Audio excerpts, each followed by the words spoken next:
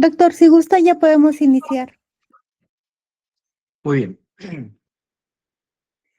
Bien, entonces el día de hoy son dos temas: estreñimiento en el adulto mayor e incontinencia Se urinaria está en el adulto grabando la mayor. llamada. Empecemos con estreñimiento en el adulto mayor.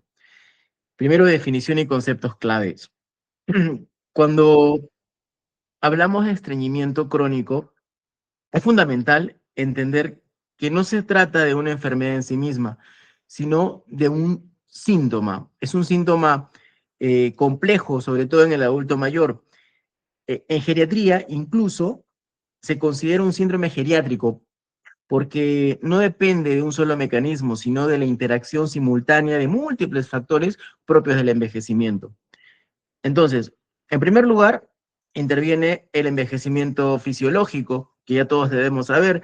El colon se vuelve menos eficiente, hay menor motilidad, disminuye la sensibilidad rectal, se altera la coordinación del reflejo defecatorio. A esto se le suma la comorbilidad, porque muchos pacientes presentan enfermedades neurológicas, metabólicas o musculoesqueléticas que comprometen aún más la movilidad intestinal. Además, la polifarmacia, que juega un papel crucial. Hay medicamentos que son de uso común, como los opioides, anticolinérgicos, antidepresivos, el hierro, el calcio, que pueden agravar la constipación. Además, también hay otros factores determinantes, lo hemos mencionado previamente, la inmovilidad en las clases anteriores. La inmovilidad reduce la estimulación fisiológica de tránsito intestinal y además también los factores psicológicos como la depresión, eh, incluso la falta de privacidad a la hora de evacuar. Todo esto puede contribuir de manera significativa al problema. Entonces, por eso decimos que el estreñimiento en el anciano es una condición multifactorial en el que convergen lo biológico, lo funcional, lo emocional. Entonces, para estandarizar el diagnóstico se utilizan criterios, que son los criterios de Roma 4, 5. Estos son ampliamente utilizados en gastroenterología y estos criterios definen estreñimiento crónico cuando se cumple al menos una de las siguientes condiciones, ¿no? Primero, tener menos de 3 deposiciones por semana o presentar más del 25% de las deposiciones síntomas que tengan que ver con esfuerzo, un esfuerzo excesivo al defecar, heces duras, que son equivalentes a las tipo 1 y tipo 2 en la escala de Bristol, una sensación de evacuación incompleta, es decir, la percepción de que no se logró vaciar completamente el recto, la sensación también de un bloqueo anorrectal, como si algo impidiera el paso del bolo fecal, o la necesidad de maniobras digitales, lo que indica una disfunción significativa de ese mecanismo defecatorio. Entonces, todos estos elementos nos permiten entender que el estreñimiento no es simplemente no poder ir al baño, sino es un problema complejo, crónico, y que tiene un impacto claramente directo en la calidad de vida del adulto mayor. Bueno, clasificación. Cuando clasificamos el estreñimiento crónico, es importante diferenciar si estamos ante una constipación primaria, también llamada funcional, o si se trata de una constipación secundaria, ya que esto va a orientar de manera directa tanto al abordaje diagnóstico como a las estrategias terapéuticas que se tengan en uno u otro escenario. La constipación primaria o funcional es aquella en la que evidentemente no existe una causa orgánica que podamos identificar, sino es una alteración de la fisiología del tránsito intestinal o de la mecánica defecatoria, ¿no? Aquí, en primer lugar, podemos encontrar un estreñimiento por tránsito lento. Aquí, ¿qué pasa? El colon se vuelve más lento de lo normal. Estos pacientes suelen tener las heces duras, evacuaciones infrecuentes y una sensación persistente de pesadez abdominal. Entonces el problema ahí radica en la motilidad colónica disminuida. Y esto obviamente se asocia al envejecimiento, ¿no? Y en segundo lugar, otro tipo es la disinergia del suelo pélvico. Es un trastorno funcional en el que los músculos que deberían relajarse durante la defecación paradójicamente se contraen y estos no se coordinan adecuadamente. Entonces, esto va a generar un cuello de botella a nivel anorrectal. El paciente tiene ganas de hacer sus necesidades, ganas de evacuar, pero no puede, ¿no? Entonces, eh, bien, entonces, por otro lado, tenemos la constipación secundaria, en el cual aquí sí se logra identificar una causa concreta que va a explicar el cuadro clínico. Esto es relevante en el adulto mayor y, y aquí es importante identificar sobre todo los fármacos, ¿no? Este es uno de los fármacos más relevantes porque son de uso rutinario, podríamos decir, en el adulto mayor. El uso de opiáceos, anticolinérgicos, antidepresivos tricíclicos, los suplementos de hierro y calcio, sobre todo el carbonato de calcio. Entonces, se asocian como causas secundarias de constipación. Si a esto también le sumamos las enfermedades sistémicas, vaya a decir el hipotiroidismo, el Parkinson, incluso la diabetes con neuropatía autonómica, entonces son causas secundarias. Y también algunas causas orgánicas, sobre todo estenosis, tumores, algún divertículo complicado. Entonces, cualquier alteración que tenga que ver con la estructura del recto del colon va a ser causa de estreñimiento. Entonces, esto a tenerlo en cuenta. ¿Qué podemos decir de la epidemiología? El estreñimiento crónico es una condición que tiene una altísima prevalencia mundial, sobre todo en el adulto mayor. Diversos estudios eh, muestran que entre el 30 y el 40% de los adultos mayores de 65 años, de los que viven en la comunidad, no de los institucionalizados, de los que viven en la comunidad, presentan síntomas de constipación. O sea, mire, 3 o 4 de cada 10 adultos mayores sufre de constipación, es sumamente frecuente. Y esta cifra eh, aumenta de manera importante en todos los entornos institucionalizados, porque aquí puede llegar a ser más del 50% de prevalencia, ¿no? Que presentan estreñimiento. Entonces, eh, también se ha observado que el problema es mucho más frecuente en las mujeres.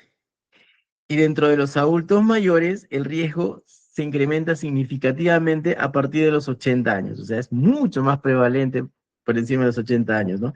Entonces, este patrón se puede relacionar con cambios hormonales, por la mayor prevalencia de sarcopenia, más medicamentos, más comorbilidades a mayor edad, ¿no?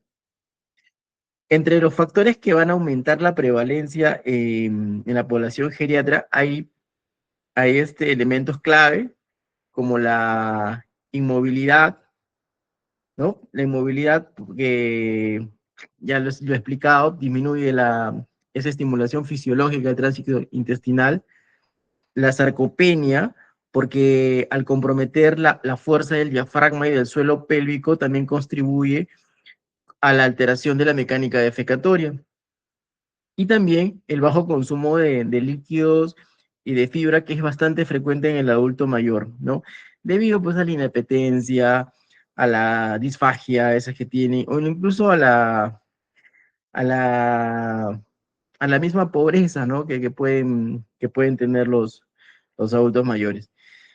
Y un factor que aumenta la prevalencia también es la polifarmacia de los diversos fármacos que hemos comentado. Enfermedades crónicas que han sido descritas. En América Latina, las prevalencias que se reportan son similares a las de otras regiones del mundo y se sitúan entre un 25 a 35%. Y también es mayor en los adultos institucionalizados, ¿no?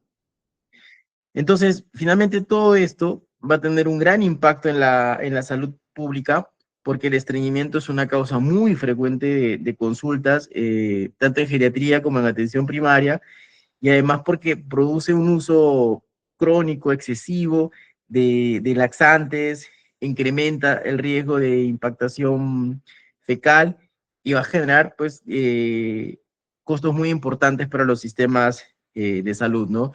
sabiendo también que esto altera la calidad de vida del paciente, compromete su autonomía y es un factor que va a precipitar otros síndromes geriátricos como el síndrome de caídas, el delirium, la desnutrición, etcétera. ¿Qué podemos decir de la fisiopatología? Desde un inicio hemos mencionado que es compleja, es multifactorial y hay una serie de cambios propios del envejecimiento que van a explicar esto.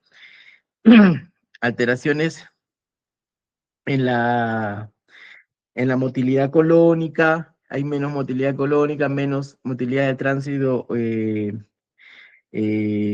orocecal, esto se vuelve más lento. Las células intersticiales de Cajal también están disminuidas, esos sabemos que actúan como marcapasos eléctricos del intestino y disminuyen en su número y funcionalidad. Entonces generan una menor coordinación motora del colon. Además, también la presión del esfínter del ano interno, del esfínter anal interno, perdón, se reduce. Entonces, esto va a favorecer disfunciones anorrectales, ¿no?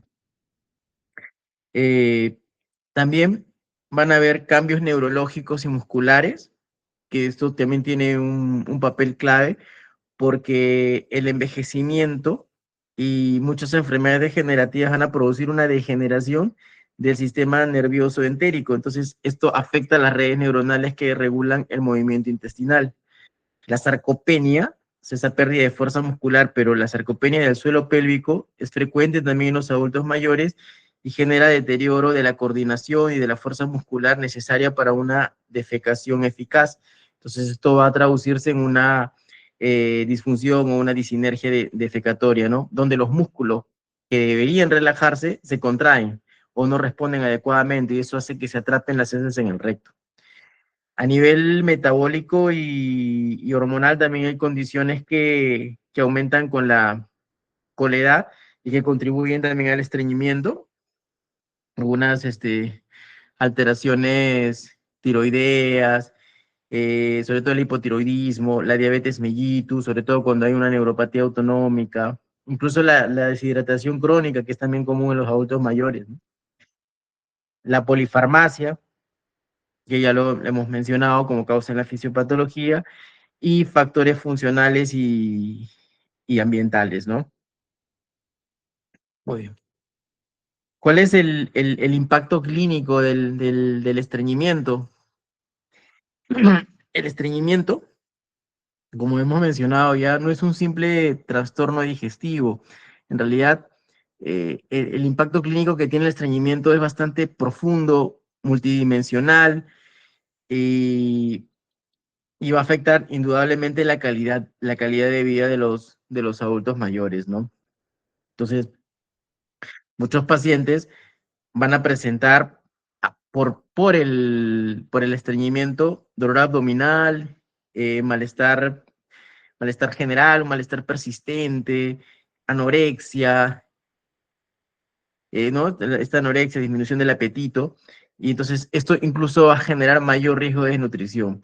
Entonces esa molestia constante y la sensación de evacuación incompleta van a reducir la movilidad, incluso la disposición a poder realizar actividades físicas, y esto va a generar también aislamiento social, que el adulto mayor esté irritable, que traiga trastornos del sueño, eso en general pues un deterioro de la calidad de vida, ¿no? El impacto cognitivo es también muy relevante en geriatría porque un estreñimiento severo puede, puede precipitar o agravar un delirio. Ojo, es uno de los factores precipitantes del delirio. Claro, ¿por qué? Porque el estreñimiento va a producir dolor, incomodidad, una retención de heces, y además también que hay medicamentos que se utilizan para la constipación que podrían desencadenar delirio, ¿no? Pero esto, sobre todo, si el paciente ya tiene una reserva cognitiva previa, es mucho más relevante, ¿no? O sea, si ya tiene de repente demencia, deterioro cognitivo, esto ya es un factor predisponente para esta condición. Entre las complicaciones frecuentes que pueden tener está la impactación fecal, que estos pueden producir fecalomas, con dolor, náuseas, vómitos, obstrucción del colon. En algunos casos puede producir también incontinencia por rebosamiento, que se puede confundir con una diarrea, pero en realidad no es una diarrea, sino es la filtración de las heces líquidas alrededor del fecaloma, ¿no? Hay otras complicaciones como una rectorragia, una fisura anal, hemorroides y todo esto derivado del esfuerzo excesivo. Hay consecuencias sistémicas también importantes. De hecho, la retención fecal puede generar retención urinaria y aumentar, por ende, el riesgo de infecciones del tracto urinario por la compresión extrínseca de la vejiga, ¿no? Eh, También los adultos mayores también están sujetos por ello a mayor riesgo de caída justamente durante o después de la defecación, sobre todo si hay urgencia para ir al baño, ¿no? Si hay mucho dolor. Entonces, todo esto convierte al estreñimiento en un problema relevante para la salud pública. ¿Qué factores de riesgo podemos considerar en el estreñimiento? Los factores de riesgo, evidentemente, son múltiples y son los que hemos ido mencionando a lo largo de la clase, ¿no? Que explican la fisiopatología, ¿no? Ya hemos visto los factores propios del envejecimiento, los fármacos, enfermedades neurológicas, hábitos dietéticos, hábitos sociales, o sea, esos son factores de riesgo que ya los hemos explicado en la fisiopatología, ¿no?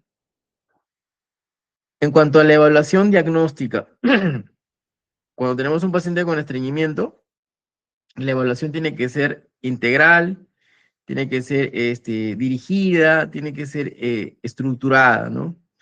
Entonces, en primer lugar, una historia clínica bien enfocada, sobre todo en el hábito intestinal del paciente. Es importante preguntar la frecuencia de las deposiciones, la consistencia de las heces utilizando la escala de Bristol, la presencia de esfuerzo o dolor, dificultad para evacuar. También debemos preguntar si es que hay sensación de evacuación incompleta, bloqueo o alguna necesidad de alguna maniobra digital, ¿no? Algunos necesitan hacer eso, hay que preguntar también, ¿no?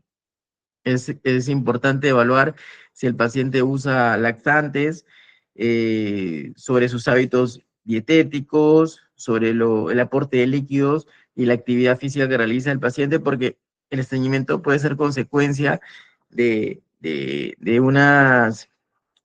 unos hábitos inadecuados, ¿no? Entonces, quizás podemos intervenir corrigiendo ello. La revisión de los fármacos es muy importante. He mencionado mucho estos fármacos porque estos son frecuentes, ¿no? Es fácil que un paciente tenga osteoporosis y que le des calcio. Fácil que un paciente tenga algún dolor por artrosis y le des un opiáceo como un tramadol. Fácil que tenga una anemia ferropénica y esté con sulfato ferroso. Entonces, por eso hay que revisar los fármacos y hay que ajustarlos, ¿no? Y sustituirlos en la medida de que sea posible. Hay que hacer, un paciente, una evaluación geriátrica integral, donde vamos a valorar la movilidad, el estado cognitivo, el estado de ánimo y la funcionalidad, ¿no? Lo que ya sabemos hacer, una evaluación geriátrica integral con todos los baremos que conozcamos, ¿no? Hay que ver también los factores ambientales, la accesibilidad al baño, la privacidad, sobre todo en los pacientes que están institucionalizados.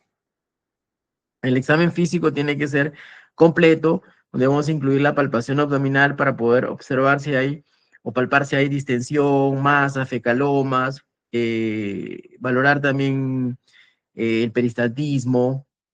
El examen anorrectal es una herramienta que no muchas veces lo hacemos, pero en estos escenarios sí es importante porque es una herramienta diagnóstica clave, ¿no? Va a permitir determinar el tono del esfínter anal, la sensibilidad perineal, la presencia de masas, de fisuras y puedes clínicamente confirmar un fecaloma, ¿no? Entonces, muchas veces, este examen puede cambiar por completo la conducta terapéutica. Hay pruebas complementarias que se solicitan según la sospecha clínica. Por ejemplo, un examen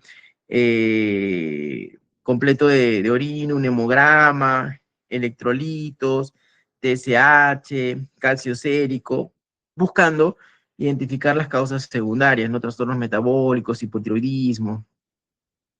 La ecografía o la tomografía solo si es que hay signos de alarma. ¿Y cuáles son esos signos de alarma? Signos cuando vas a tomar, no todo estreñimiento vas a hacer el estudio, pero si tienes, por ejemplo, un paciente con estreñimiento y a la vez tiene sangrado o tiene pérdida de peso o por ahí tiene anemia o síntomas obstructivos, pues sí, tendrías que hacerle este tipo de estudios, ¿no? También existen evaluaciones ya mucho más especializadas que no son de uso rutinario, a veces no todos los hospitales lo tienen, pero son para casos seleccionados, ¿no? Aquí tenemos la manometría anorrectal y la prueba de expulsión, que son útiles cuando se sospecha disinergia del suelo pélvico. La colonoscopía se debe considerar en pacientes con factores de riesgo, cambios recientes del hábito intestinal, anemia, sangrado. Entonces, si los síntomas son muy persistentes, ¿no? Entonces, son situaciones en las cuales podríamos hacer uso de estas evaluaciones. ¿Y qué del tratamiento? Siempre dividirlo en tratamiento no farmacológico y tratamiento farmacológico. El tratamiento no farmacológico es la piedra angular del tratamiento. Es lo primero que se tiene que hacer, sobre todo en un adulto mayor. O sea, no es darle de frente laxantes. Hay que tener ciertas intervenciones porque estas intervenciones no solo van a buscar mejorar el tránsito intestinal, sino que también van a abordar los factores que hemos revisado, funcionales, ambientales, conductuales, que hacen que se perpetúe el problema. Entonces, la eficacia es muy alta cuando esto se aplica de una manera personalizada, sostenida. En primer lugar, entonces, las intervenciones dietéticas. Se recomienda que aumentar fibra a 20 a 30 gramos por día. Esto siempre ajustándolo según la tolerancia del paciente para evitar pues también exceso de gases, ¿no? Es fundamental incrementar la ingesta de líquidos hasta más o menos 2 litros por día, siempre que no haya contraindicación o no va a ser un paciente con insuficiencia cardíaca o insuficiencia renal. Eh, ¿Qué más? Las fibras, ¿ya?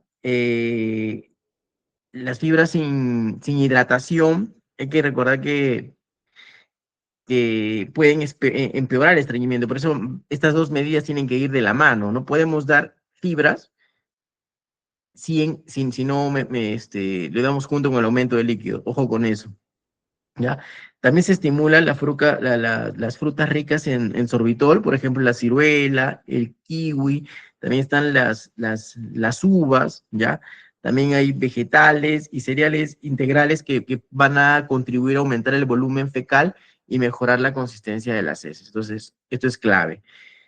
El segundo pilar es la actividad física, caminar, realizar ejercicios de fuerza, mantener la movilidad regular. Esto va a estimular de manera directa la motilidad intestinal, ¿no? Hay que reducir el sedentarismo y hay que reducir el tiempo total que pasemos en cama, sobre todo los adultos mayores frágiles, institucionalizados, ¿no? Entonces, esto es importante y lo hemos visto en la parte en el tema del síndrome de inmovilidad, ¿no?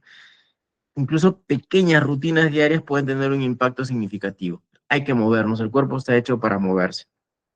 Y una tercera intervención es el entrenamiento del hábito intestinal. Aquí se recomienda aprovechar este reflejo, ¿ya? Que es el reflejo gastrocolónico. Esto ¿cómo lo aprovechamos?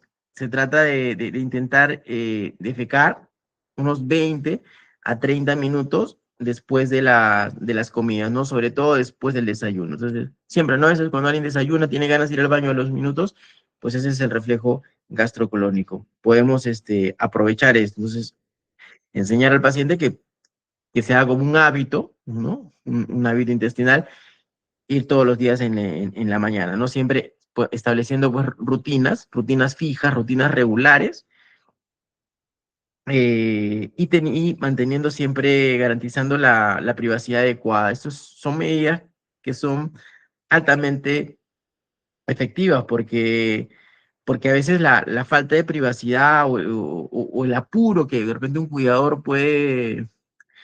puede hacer sobre un adulto mayor puede llevar a una retención involuntaria y esto perpetúa el estreñimiento.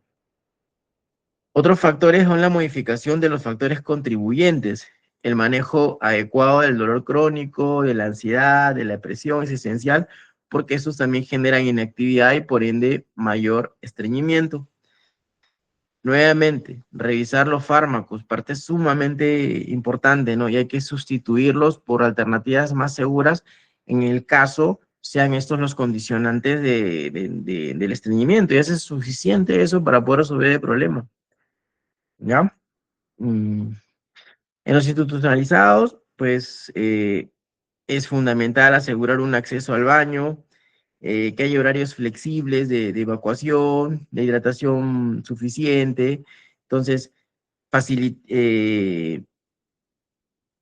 también la educación de los cuidadores, del personal de salud, es clave para poder evitar prácticas que interfieran con este ritmo defecatorio natural. Y el tratamiento farmacológico, ya casi para terminar, se tiene que abordar de manera escalonada.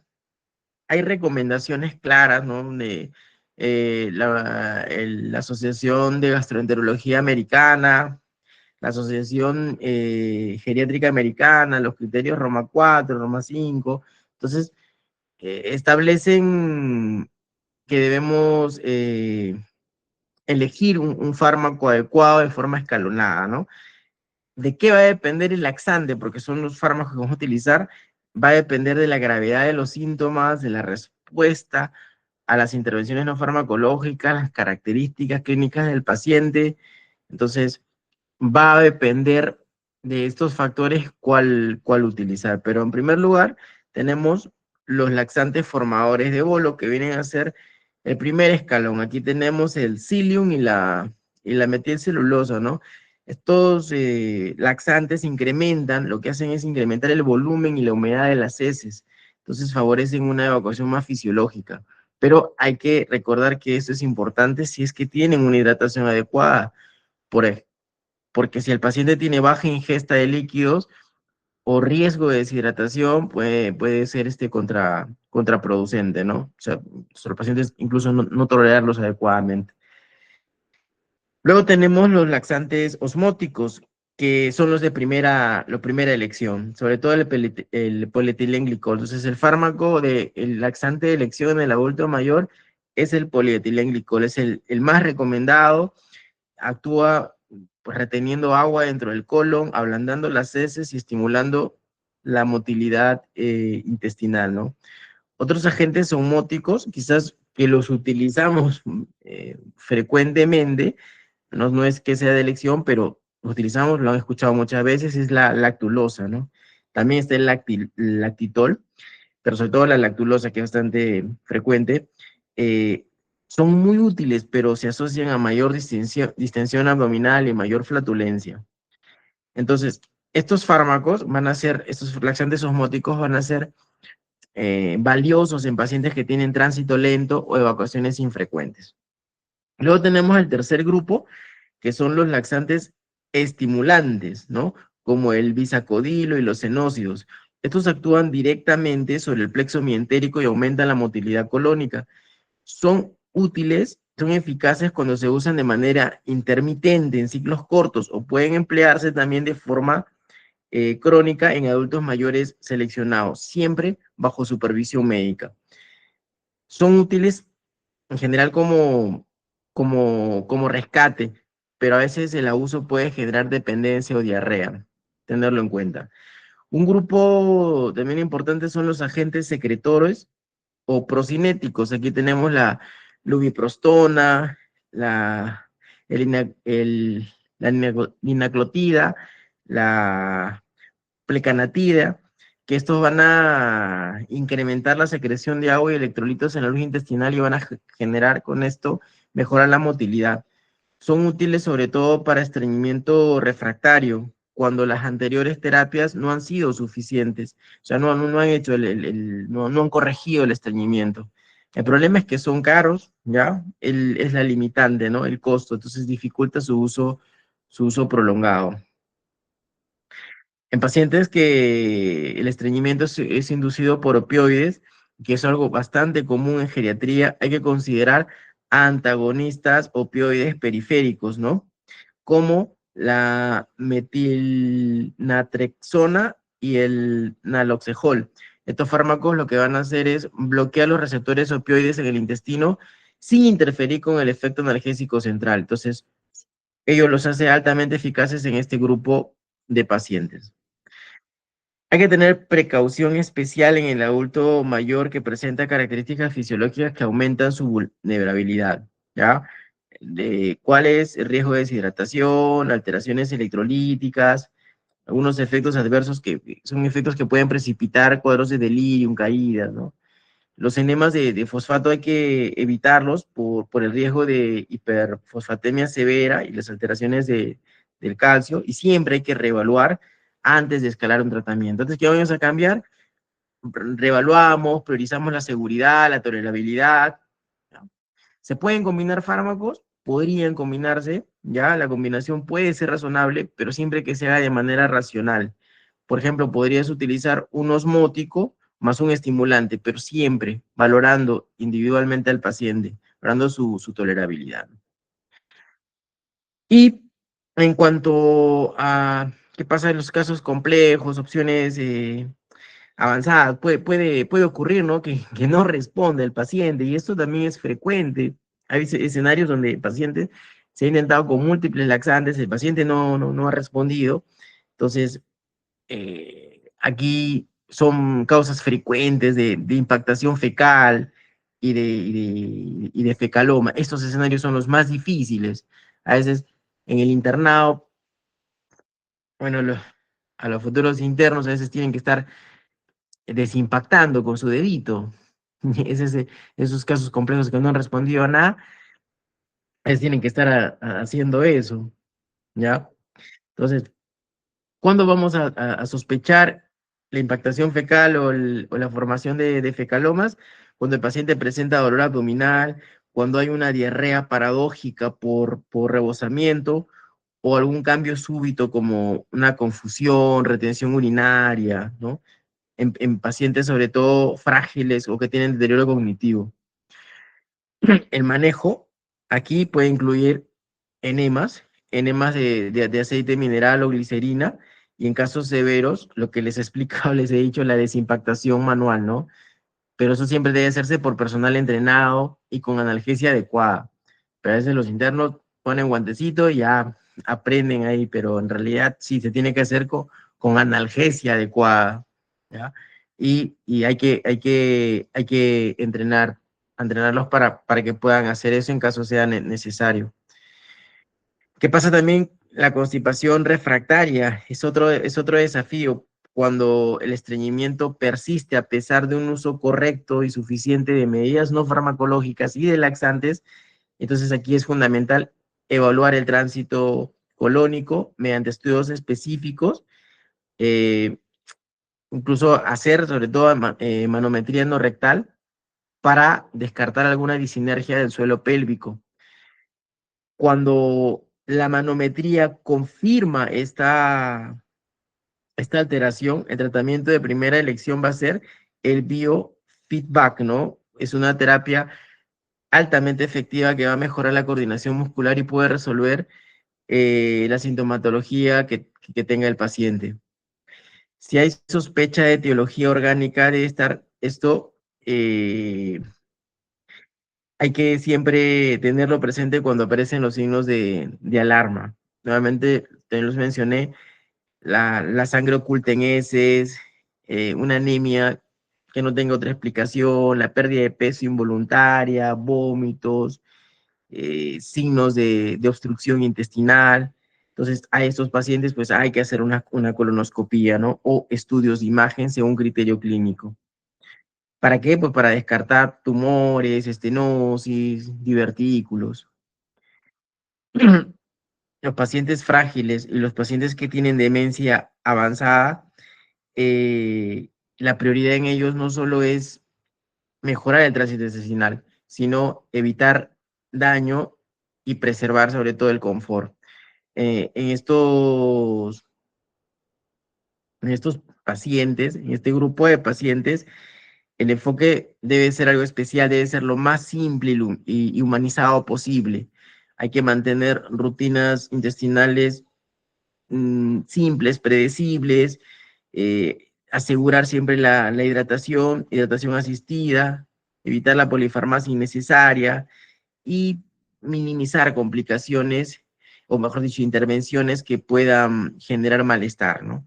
Son un grupo de pacientes que lo que se busca es no tanto mejorar el hábito intestinal, sino evitar las complicaciones, impactación, delirium, más que normalizar la frecuencia exacta de las deposiciones, ¿no?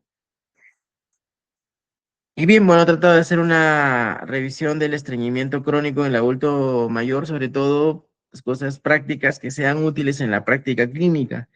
Si tienen alguna pregunta, me la hacen saber, si no, seguimos con el siguiente tema. Doctor, tenía una Acá, duda. O sea, el término de constipación crónica, no, estreñimiento refractario, ¿hay un punto de corte para decir que es un estreñimiento refractario? Punto de corte. No es que no se, no se define la refractariedad en función al tiempo, ¿ya? Cuando tú hablas de tiempo, podrías referirte a cronicidad, ¿ya? Y los criterios de Roma claramente lo establecen, ¿no?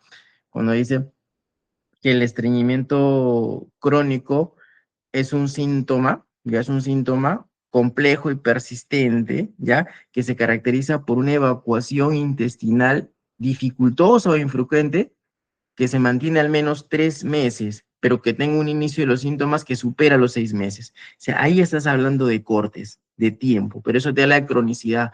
Refractariedad es cuando el paciente no ha respondido a las medidas no farmacológicas ni tampoco a los laxantes. A los laxantes que tengas. Entonces, en esos pacientes, ponte, ¿no? Que tengas a un paciente que tenga un estreñimiento de reciente inicio y tiene sangre oculta en heces, pero a ese paciente de repente no le habían hecho sangre oculta en heces. Entonces, ese paciente de repente cambiaron sus hábitos dietéticos, empezó a hacer ejercicio, pero no mejoraba, no mejoraba. Le dieron laxantes, de repente polietilenglucol, lactulose, ese paciente es refractario. Pero esos pacientes refractarios son los que estamos obligados a descartar causas orgánicas, hacerles estudios de imagen o a veces estudios especiales, ¿no? En este caso, por ejemplo, imagínate, le hacen una sangre oculta en heces, una colonoscopia y de repente tiene un cáncer de colon. Ya, entonces la refractariedad se define básicamente que haya fallado a medidas no farmacológicas y a los laxantes convencionales, sobre todo los primeros tres que mencioné, que son los de primera línea, por decirlos así.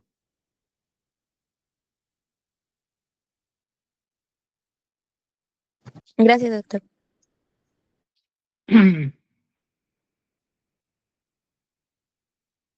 Muy bien, entonces para no hacerla más larga, vamos al siguiente tema, ¿ok?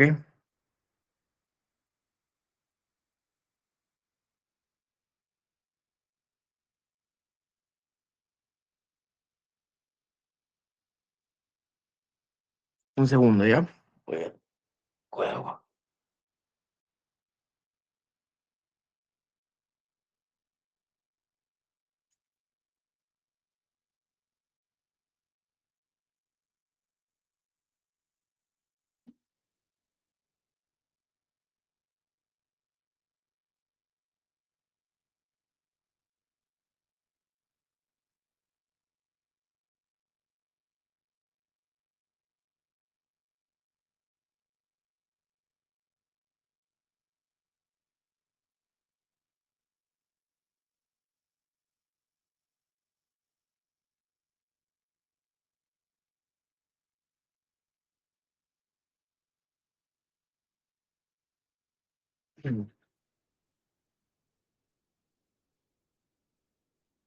Muy bien.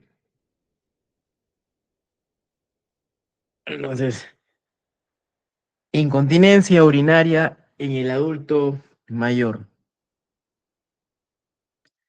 Entonces, La incontinencia urinaria eh, es un problema que, que es mucho más frecuente y complejo de lo que a veces solemos pensar, ¿ah? Sobre todo en el adulto mayor. Según la Sociedad Internacional de Continencia, se define como cualquier pérdida involuntaria de orina. Entonces, esta definición es deliberadamente amplia porque busca captar todas las formas y grados de incontinencia, desde fugas pequeñitas hasta pérdidas completas, ¿no? Entonces, esta es la definición que se tiene, ¿no? En geriatría es fundamental entender que la incontinencia urinaria no es solo un síntoma urológico, sino es un síndrome geriátrico. Esto significa que no depende de un único órgano, sino que resulta de la interacción de múltiples factores propios del envejecimiento. En el adulto mayor, la incontinencia suele presentarse como consecuencia de cambios asociados a la edad, como comorbilidades crónicas, polifarmacia, barreras funcionales. Entonces, miren, fíjese que siempre es lo mismo, ¿no? Varios factores interfieren en el desarrollo de los síndromes geriátricos, ¿no? Entonces, eh, un concepto moderno que es introducido por ICOP y la Organización Mundial de la Salud es el de la incontinencia asociada a discapacidad, que reconoce que muchos adultos mayores no presentan un trastorno neurológico primario, sino tienen limitaciones funcionales que impiden llegar a tiempo al baño. Tienen problemas de movilidad, alguna barrera arquitectónica, falta de asistencia. Entonces, en estos casos, la causa suele ser más ambiental y funcional que propiamente vesical.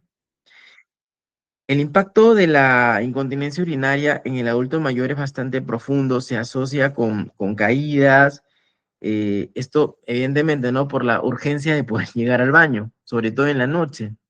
Incrementa el riesgo de hospitalizaciones, entre ellos por infecciones urinarias, fracturas.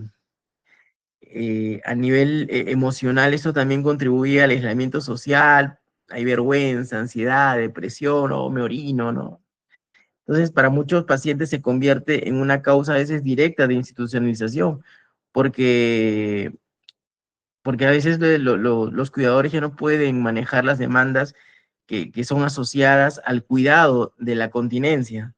Entonces, es, es un síntoma, es un síndrome, ¿no? Es un síndrome, no un síntoma, un síndrome que tiene un gran impacto clínico y social.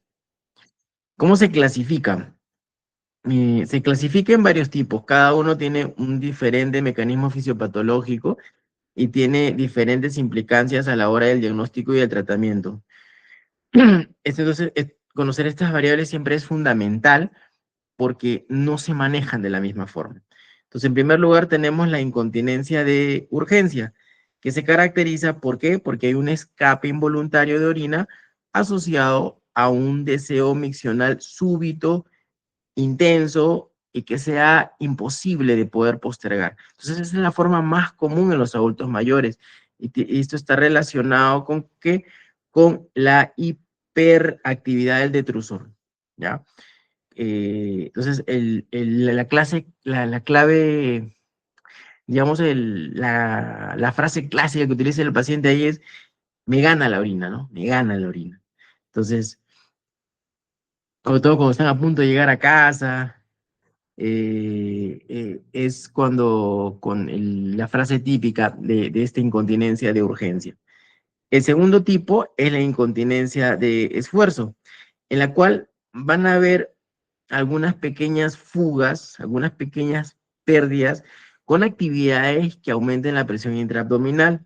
Por ejemplo, la tos, el reírse, el estornudar o el hacer ejercicio. Entonces, esto es más habitual en mujeres, sobre todo después de los partos, de alguna cirugía pélvica, de la debilidad del suelo pélvico. Entonces, aquí el problema radica básicamente en un soporte insuficiente de la uretra y en una menor resistencia del esfínter uretral. La incontinencia mixta es la que combina tanto características de urgencia y de esfuerzo, y es extremadamente común en mujeres mayores. Estos pacientes presentan eh, escape de orina tanto al reír, toserse, también como episodios de urgencia que no pueden controlar. Entonces, el enfoque diagnóstico en estos casos va a ser dependiendo de cuál de los componentes predomina para poder orientar el tratamiento. Otro tipo importante de incontinencia urinaria es la incontinencia por rebosamiento. Esto se produce por sobredistensión vesical, cuando la vejiga no se logra evacuar adecuadamente, ¿no? Esto puede deberse a una obstrucción, como en la hiperplasia prostática benigna en los hombres, o una atonía vesical. Eh, También se tiene el otro grupo que es la incontinencia funcional, y en esta variante, el tracto urinario puede estar relativamente normal, pero el paciente no llega a tiempo al baño debido a limitaciones cognitivas, físicas o ambientales, ¿no? Entonces, esto incluye, por ejemplo, una demencia o una artritis severa, lentitud para poder movilizarse. Entonces, esto es frecuente, sobre todo en instituciones. O sea, el paciente, como menciono, puede que no tenga problemas directos orgánicos en el tracto urinario, pero esas limitaciones físicas, ambientales, cognitivas, hacen que el paciente tenga la incontinencia urinaria, ¿no? Desde el punto de vista de la epidemiología, es un problema altamente prevalente también y tiene un impacto muy importante en la salud pública. Las cifras globales van a mostrar que entre el 30 y el 50% de los adultos mayores suelen tener algún grado de pérdida involuntaria de orina. Entonces, a veces es tan alta la prevalencia que nosotros decimos, miren, esto es un síntoma que está muy subdiagnosticado. En mujeres, la prevalencia es mayor, llega hasta 38% según algunos metaanálisis internacionales. ¿Y esto por qué? Porque es más frecuente en ellas por factores como el hipoestrogenismo, los partos vaginales, y tiene mayor predisposición también a disfunciones del suelo pélvico. Pero los hombres, ojo, que no están expuestos, no están exentos de predisposiciones, sobre todo los que tienen hiperplasia prostática, alguna enfermedad neurológica, tienen riesgo de incontinencia. En personas institucionalizadas, las cifras pueden superar al 60%, sobre todo porque están estrechamente relacionados con la fragilidad, con la polimorbilidad, ¿no? Entonces, en este grupo de pacientes, la incontinencia suele coexistir con deterioro cognitivo y barreras ambientales que van a dificultar que el adulto mayor llegue al baño.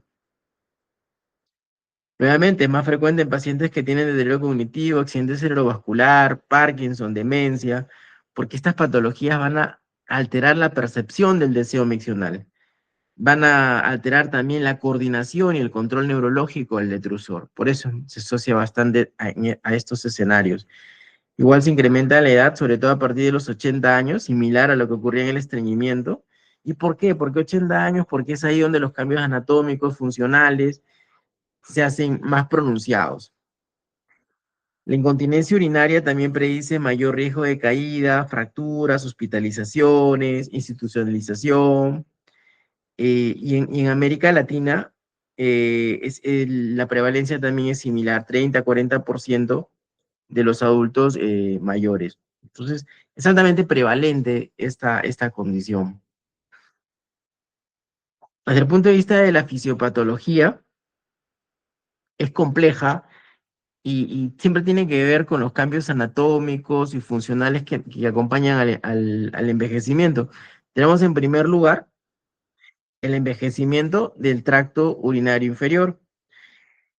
Aquí se va a reducir la capacidad vesical y el compliance, o sea, es decir, la capacidad de la vejiga para poder distenderse sin aumentar excesivamente la presión. Paralelamente, también aumentan las contracciones no inhibidas y esto favorece episodios de urgencia, de escapes súbitos. Las vías aferentes, ¿ya? También se vuelven menos precisas, por lo que el adulto mayor puede percibir de manera tardía, incluso de manera exagerada, la necesidad de orinar. Y esto explica por qué la incontinencia de urgencia es tan frecuente en el envejecimiento.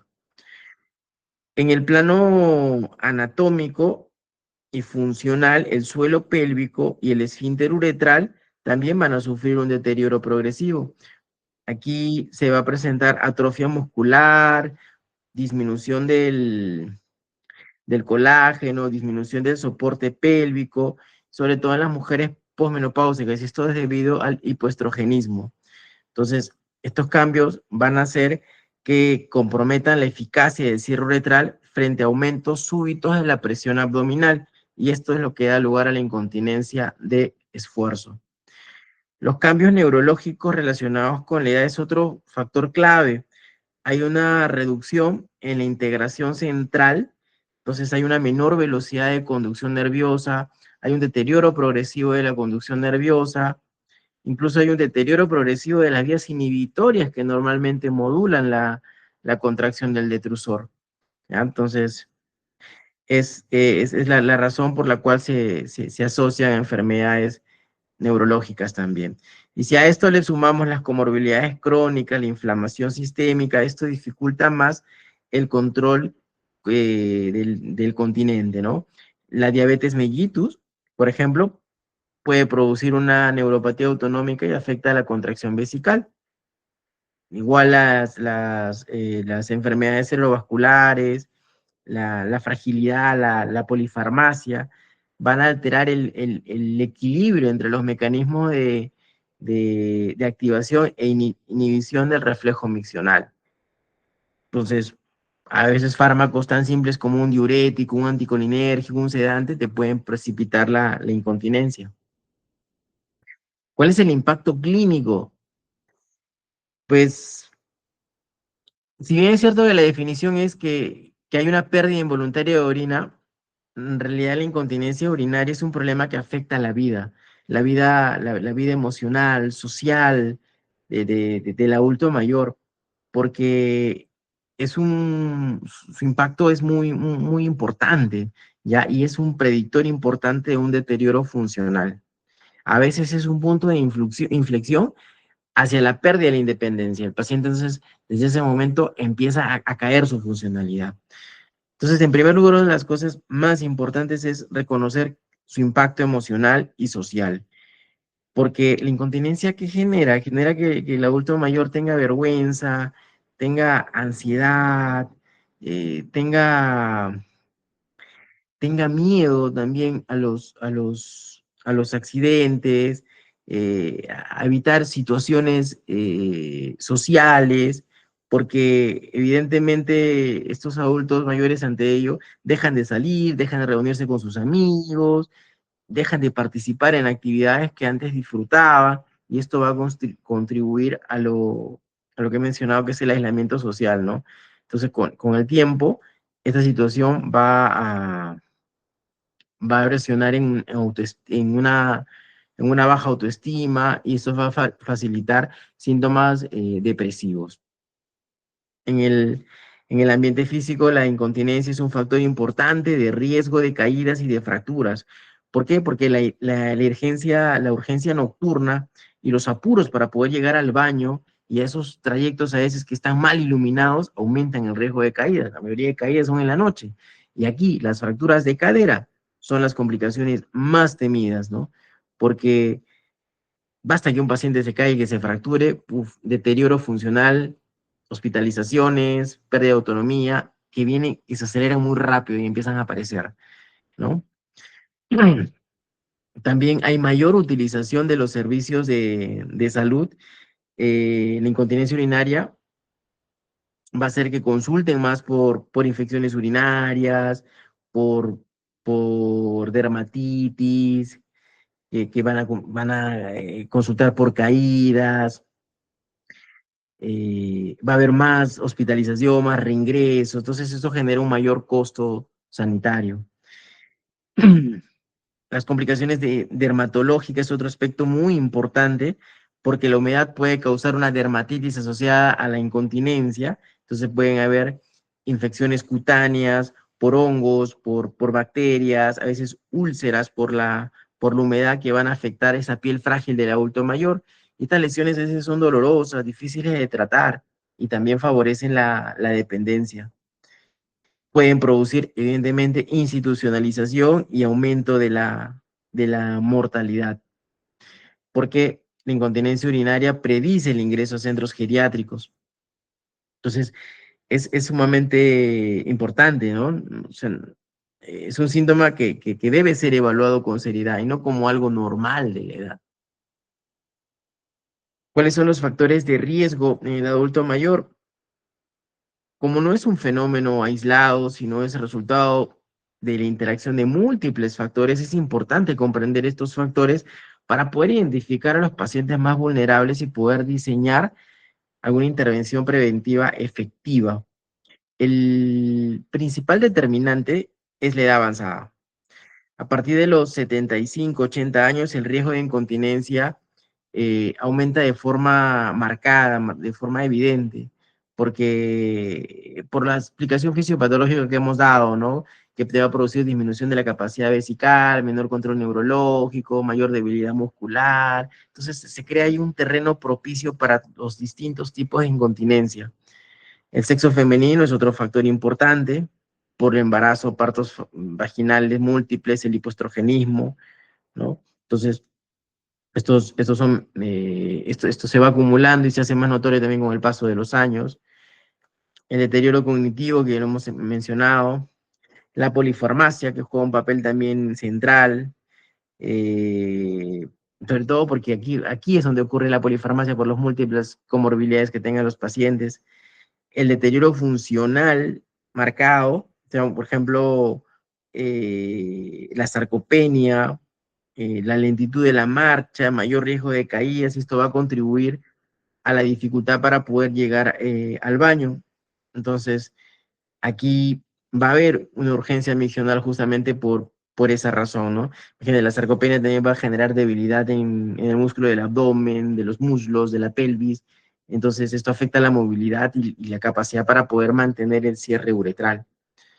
Comorbilidades claves son factores de riesgo, diabetes, incluso la enfermedad pulmonar obstructiva crónica, enfermedad renal crónica, artritis. Estos van a impactar la movilidad, van a impactar la función real del tracto urinario.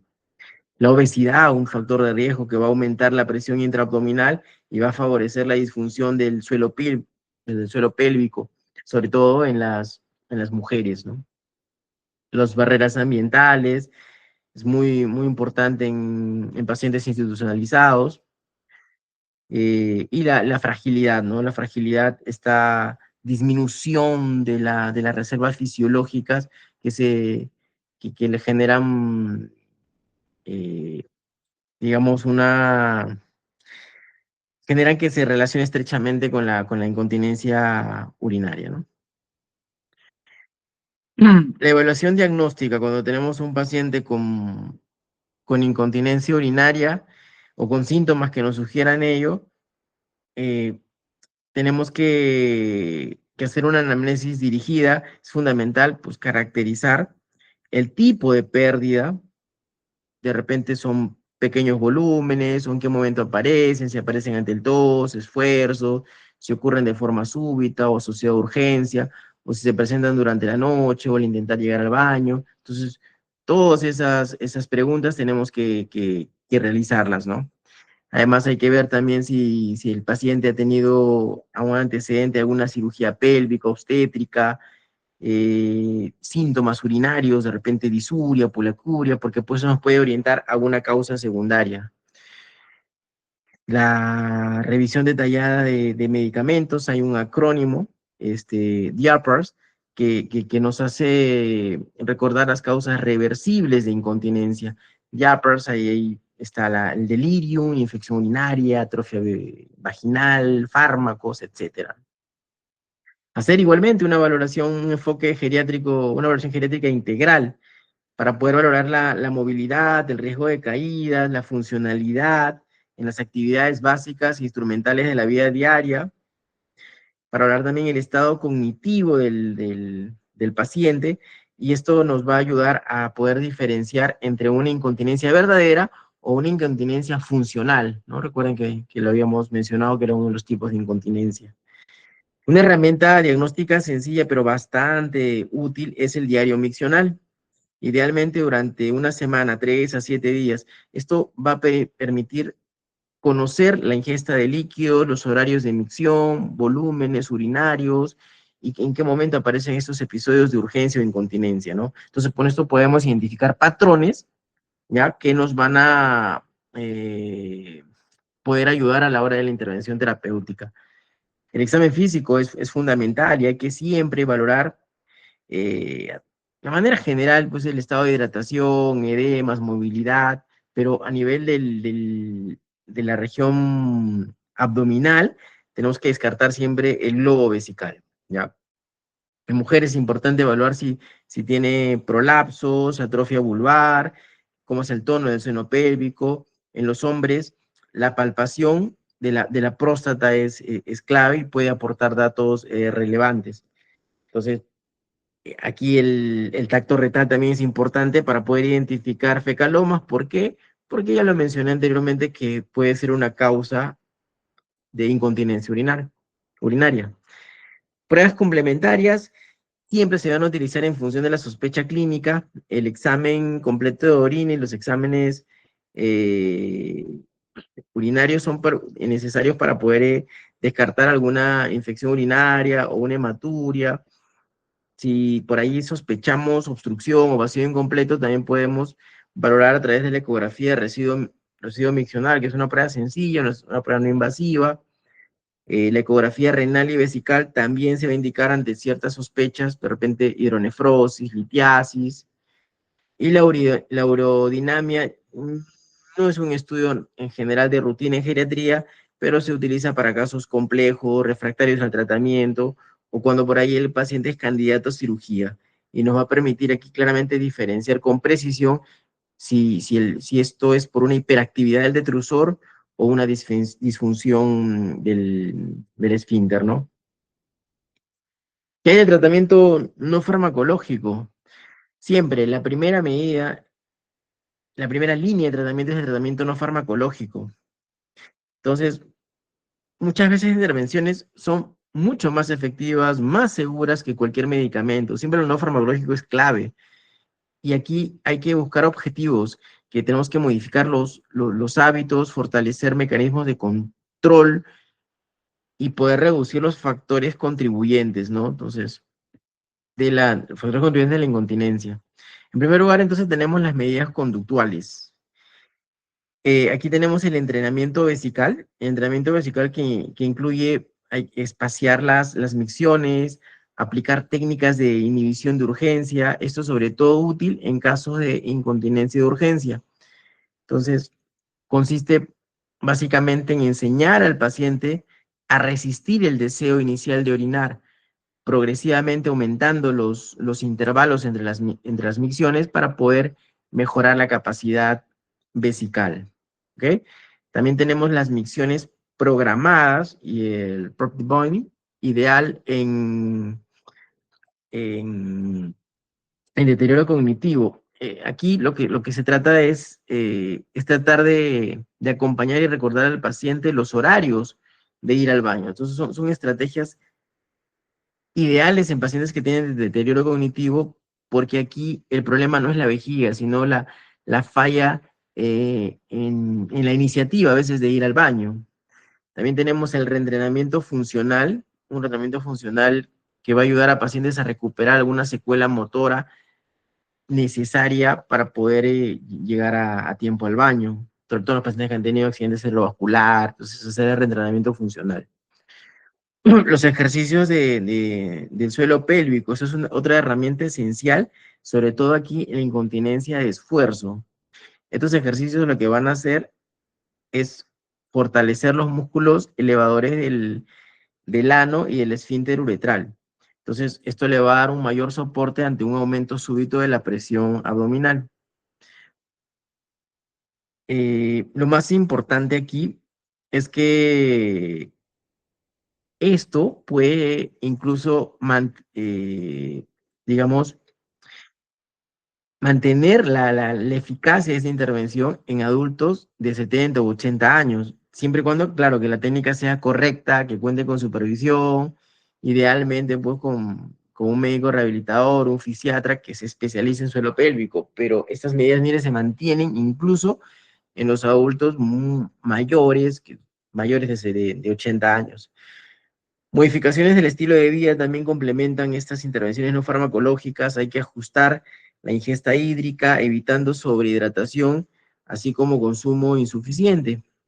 Hay que reducir o eliminar la cafeína y el alcohol, ¿no? Porque de esta manera disminuimos los episodios de urgencia. En pacientes que tienen obesidad, pues hay que buscar la pérdida de peso, porque eso también mejora significativamente la incontinencia de esfuerzo. ¿Por qué? Porque le vas a quitar presión al suelo pélvico. Y hay que tratar siempre, recordar, el estreñimiento, el fecaloma, si es que lo tiene el paciente, porque esto comprime la vejiga y va a interferir con la función del suelo pélvico. Y el tercer componente, ya en el manejo no farmacológico, va a incluir a los productos absorbentes y el cuidado de la piel. Los pañales, las compresas, los colectores externos no son un tratamiento en sí mismo, pero van a permitir mantener la dignidad, reducir el estrés del paciente y evitar fugas en situaciones sociales. Lo más importante aquí es prevenir la dermatitis y las úlceras por humedad, sobre todo en los pacientes que están postrados. Y el tratamiento farmacológico. El tratamiento farmacológico, igual que en el estreñimiento, debe ser individualizado, debe ser adecuado, debe ser prudente y siempre valorando el contexto funcional y cognitivo de cada paciente. Entonces, para poder hacerlo de forma segura, adecuada. En primer lugar, tenemos aquí los antimuscarínicos. Estos se utilizan sobre todo en la incontinencia de urgencia, es decir, en la vejiga hiperactiva.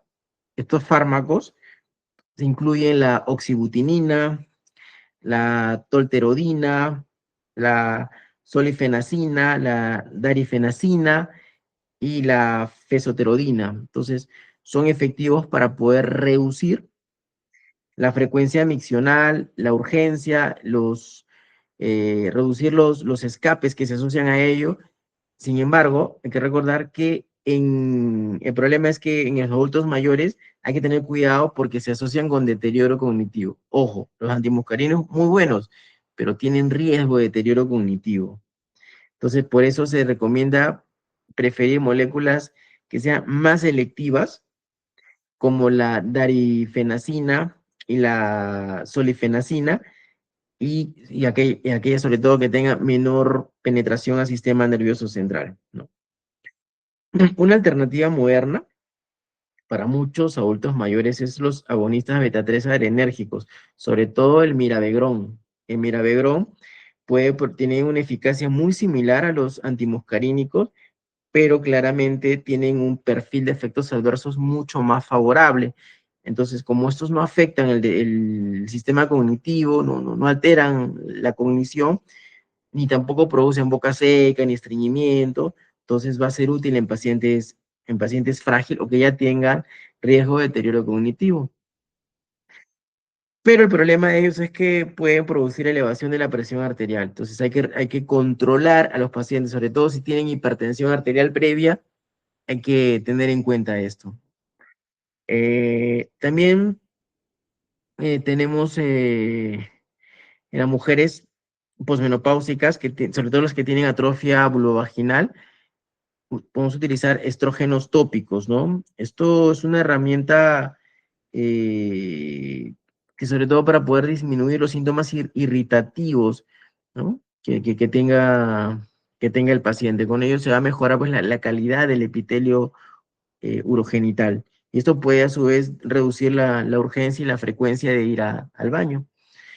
Tenemos fármacos de uso limitado que hay que utilizar con extrema cautela en adultos mayores. Aquí tenemos la duloxetina, que puede utilizarse en la incontinencia de esfuerzo, pero en los casos leves a moderados, porque aumentan el tono esfinteriano. Sin embargo, el asunto son sus efectos adversos: insomnio, hipertensión, somnolencia. Entonces, en pacientes polimedicados, en pacientes frágiles hay que tener su precaución. Y también tenemos, por otro lado, la desmopresina, que puede reducir la nicturia y los episodios nocturnos de incontinencia, pero en adultos mayores está restringido por el alto riesgo que tienen de hiponatremia. Por eso hay que utilizarlo en casos muy seleccionados.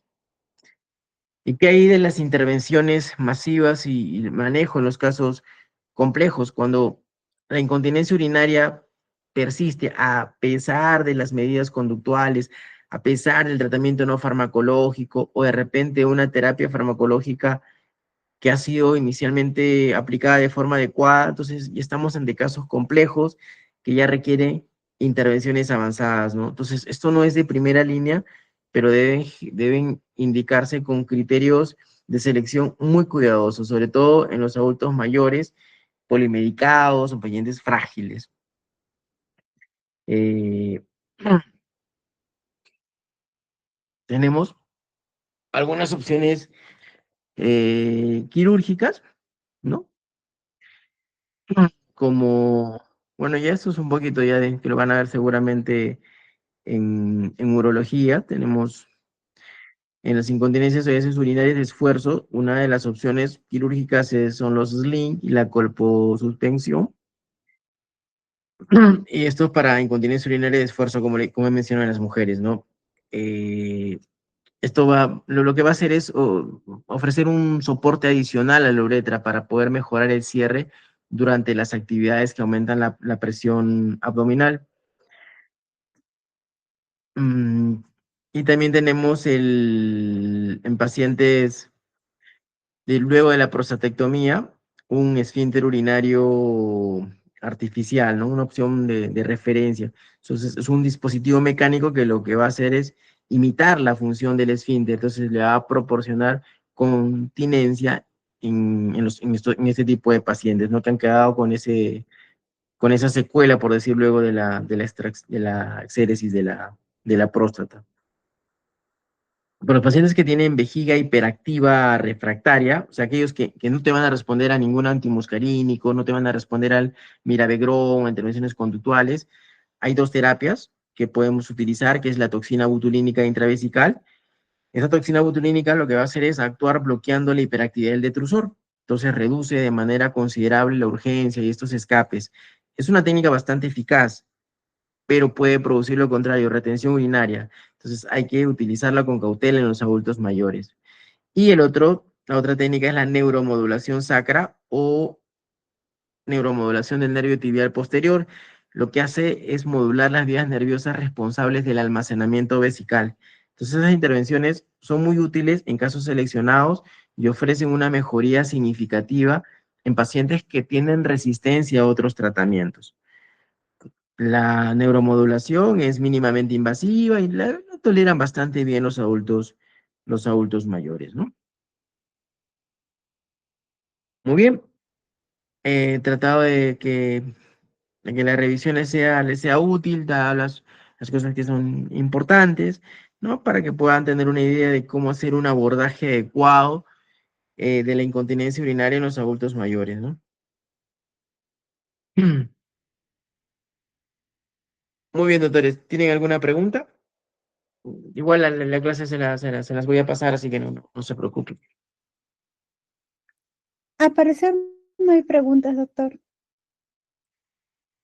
Muy bien, doctores. Entonces, si no hay ninguna pregunta, entre las clases de geriatría que me correspondían, hemos concluido. Así que tengan muy buenas noches y ya le paso las clases a la delegada, ¿ok?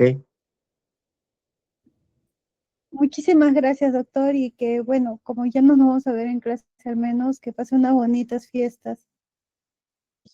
Muchas gracias. Igualmente a ustedes. Que les vaya muy bien en sus exámenes, que terminen bien y puedan disfrutar también unas excelentes fiestas, un muy lindo fin de año y que les vaya súper bien. Ya les he visto en reumato, bueno, ahora un poco en geriatría, así que siempre mis mejores deseos y recuerden que siempre cuentan conmigo para lo que necesiten. Tienen un, un amigo más en mí. Listo, que tengan buenas noches, cuídense. Muchísimas gracias, doctor. Muy buenas noches.